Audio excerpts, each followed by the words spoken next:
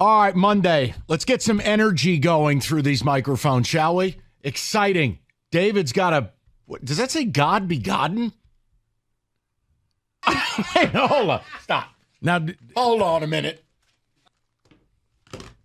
First of all, David, that's not even a word. You're making up a word into a verb. He's doing him is what he's basically saying. That's basically what the hat is saying. It is saying God is being God. Okay, He's him. but Rico, as you're a very religious man like David. Now, what is your opinion on Jesus hype gear? Is that a thing? Yeah. Where do I get a God begotten shirt or a hat for the tournament this week? Can I be Kenyan? No, but Kenny, what I want to do is get a God begotten hat for you, but instead of the O in God, it's Campy's head. Would you wear it? If you put like a little circle with the line through it, then yeah, The I'm on board. Ghostbusters logo? That's right. All right. Now, the question is, do you know what his shirt means? No, I ain't got a clue. Man, that's too much reading. That's a whole Sanskrit on there. I ain't going that route. All right, so we got to get into this, and yes, we'll mix in a little Lions, but something is wrong here. Something is not right. The vibe is off. And is it because MSU's no good and Michigan didn't make it? We have all these problems with NIL. Teams are opting out of the NIT, not necessarily because they want to. A lot of these teams don't have enough players. Season's over. Peace. I'm out. But Rico had a point he made this morning, and I want to start with this because we want to talk about the tournament in earnest. Yeah. I'm in a different place with the tournament than I've been in years past. But Michigan State got in. They are the centerpiece of, I don't want to say controversy because I don't think enough people care, but it's been a lot of debate. Wait, why are they seated there? Mike, you may want to listen to the podcast because I can break down why they're seated there. Don't want to nerd out as you would say. 5-Star Zone, wherever you get your podcasts. But they're seated. They're seated where they are. The Cliff Notes. Tournament committee does not watch the conference tournaments. They already have that already listed out. After Friday night, they're done. Anything that happens Saturday and Sunday doesn't matter unless somebody steals a bid. But I think when it comes to the tournament, why you and some other people aren't feeling the same way, because you had such high expectations for Michigan State. They came in preseason number 4. You read how pretty and special they were going to be. Izzo saying, this is my best team ever. And they weren't. And they started off losing games to Duke and Arizona. You're thinking to yourself, okay, maybe there's a method to the madness. They'll get better. They didn't. They struggled through the Big Ten, finished 10-10. It was lackluster. And now you and a lot of people were just like, you know what, just end this thing. Don't even go to the tournament. I don't want to see them in there. They made it. Not only did they make it, the tournament committee said they were the best 9 seed. Which is nuts. So they valued the team more than you do. I think it's gotten to the point, in order to enjoy this, you have to lower the expectation. You have to almost forgive this team for disappointing you all season long. Be willing to set it all aside and say, in the words of Russell Wilson, let's ride. Let's just start all over fresh. What was the thing he said to Steeler fans?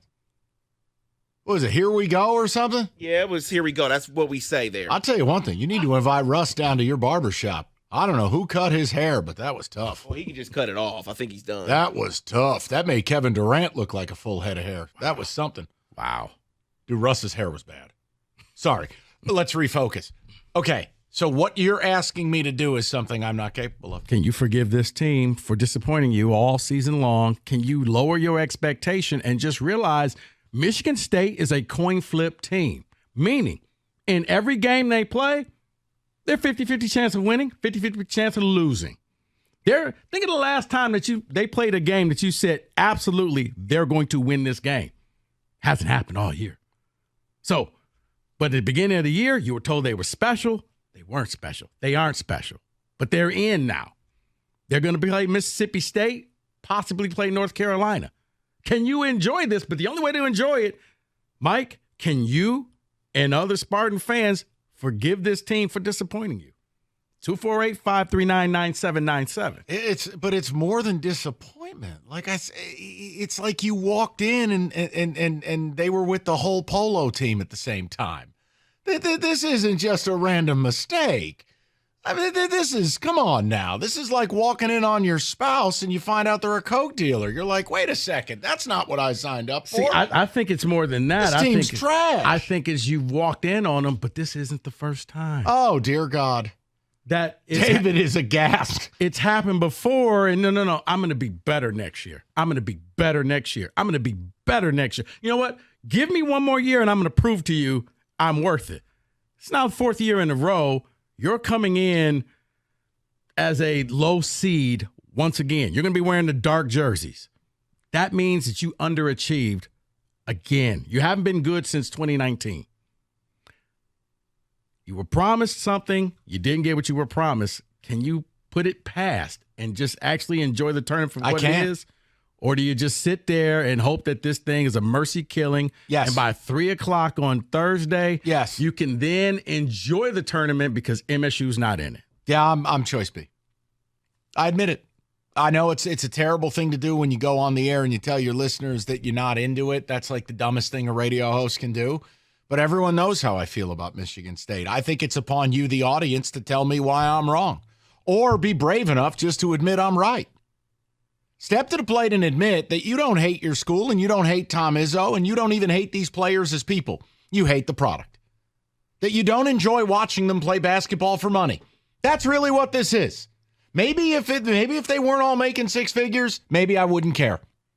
Maybe the idea that bad players are making money that they don't deserve and I want to cut them mid-season or trade them and I can't and I'm stuck with them knowing that somebody's paying them.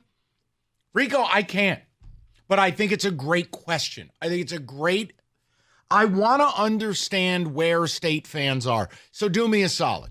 Instead of crying that we never talk about Michigan State or we don't talk MSU hoops, how about you support an MF topic one time?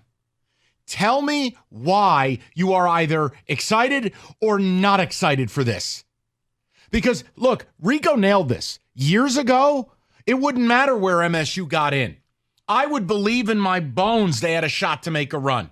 I'd believe, like the year they walked in and played Florida, it was a 10-7 game. The proof is there, but I have no faith in it. Rico, they drew a team. This Thursday, you go watch it. I'll do the show. It's going to be a fight to 50. It boils down to the baseline. I don't enjoy watching them play basketball for money. Full stop. It's bad. Here's why I'll watch them. Because I've lowered the bar. I've accepted who they are. You're just that. When it comes to the tournament, like it or not, as a lower seed, they win 65% of their games, which means they're the underdogs or they're the seed that they're not supposed to win. And that's how he got that whole moniker of Mr. March, because when you count them out, they actually go out there and start knocking off teams. It's when they're that number 1 seed, that's when you worry, because they seem like they always get upset. Or when they're that team that's in the spotlight, that darling pick, that's when they lose. Maybe the question is, David, it's a type of fan question. Like, I'm not capable of doing what Rico's doing. That doesn't mean he's wrong. He's not wrong.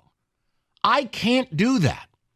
Lower this. No, as Clemson football once said, the standard is the standard. Mm-hmm. The standard at MSU is win the Big Ten, win the Big Ten tourney, make Final Four.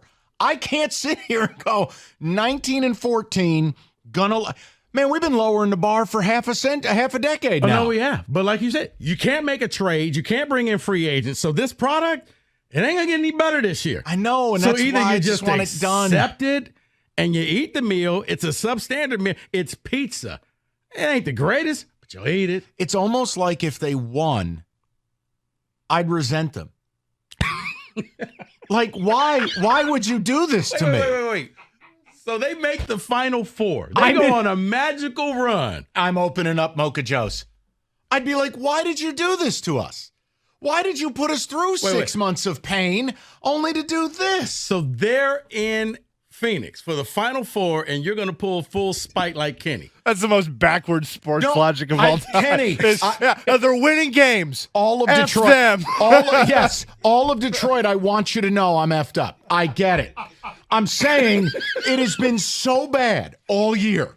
It has been so disappointing and hurtful and frustrating that then all of a sudden, like after you break up, they turn into this perfect person, and now they're off with someone new. I'll tell you you're what. like, I'm not happy for you. Matty Sissoko is climbing the ladder to cut down Right. the Nets in L.A. I'd want to kick the ladder comes out. Mike with a chair drop. I hate to see what happens if the Red Wings somehow back into a playoff spot. You're like, forget this team. I hope they lose. But it's 4-game sweep. Get out of here. Nobody expected the Wings to be the best Red Wing team ever. This was supposed to be Tom's best team in minimum a decade. Minimum since, well, the 15 team. But you get my point. It just, there's something about, like, I resent them for how awful they are. No, you're exactly right, Mike. Oh, now you know how to cook, and now you know how to pay your own bills. You do this now. Oh, so now you actually went to the gym and worked out and dropped 15 pounds. Oh, okay. Oh, yeah, for sure. I don't know. I have a hard time being happy for them right now. They've made me miserable all year. David, I secretly want this to happen now. I do. I just want to watch this fact of saying, okay, Mike. Like, I would sit there Me in and you, disbelief. let's go to Phoenix and do the show live from Radio Row. Right. From a spite store. And here's Tom. Why did you do this to me? Right. Why? You were no good. You were rotten. This relationship was horrible. Why are you perfect now? No. Don't tell me you're going to rebound for your new boyfriend. Where were you for me? You didn't hedge any screens with me. Why would you do this for him?